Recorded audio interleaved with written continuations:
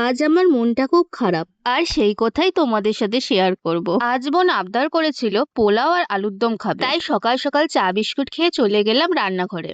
আমার গ্রামের বাড়ির নিজেদের চাষ করা চন্দ্রমুখী আলু দিয়ে তৈরি করে ফেললাম নিরামিষ আলুর দম। ওদিকে মা পোলাওয়ের চাল ধুয়ে রেখেছিল, এরপর আমি বানিয়ে ফেললাম পোলাও। দুপুরে পোলাও, আলুর দম আর পনির দিয়ে লাঞ্চ সেরে ফেললাম। আসলে আজ আমাদের চিত্তরঞ্জন থেকে বাড়ি ফেরার দিন, তাই সবারই একটু মনটা খারাপ। এখানে সুন্দর পার্ক, নির্জন রাস্তা এবং টলমলে পরিষ্কার নদীর জল সব আমাদের মন ছুঁয়ে গেছে, কিন্তু কি করব, বাড়ি তো ফিরতেই হবে। রাত 11টা নাগাদ কাকা চিত্তরঞ্জন স্টেশনে আমাদের ছাড়তে এসেছিল। আমাদের ট্রেন ছিল রাত 2টোয়।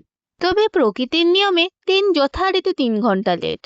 এরপর ভোর 5টা নাগাদ ট্রেন মহাশয় প্রবেশ করলেন স্টেশনে। একটার পর একটা স্টেশন পার করতে করতে এবং প্রকৃতিকে উপভোগ করতে করতে পৌঁছে গেলাম আমাদের বাড়ি। চিত্তরঞ্জনে কিভাবে যে 3টে দিন কেটে গেল বুঝতেই পারলাম না।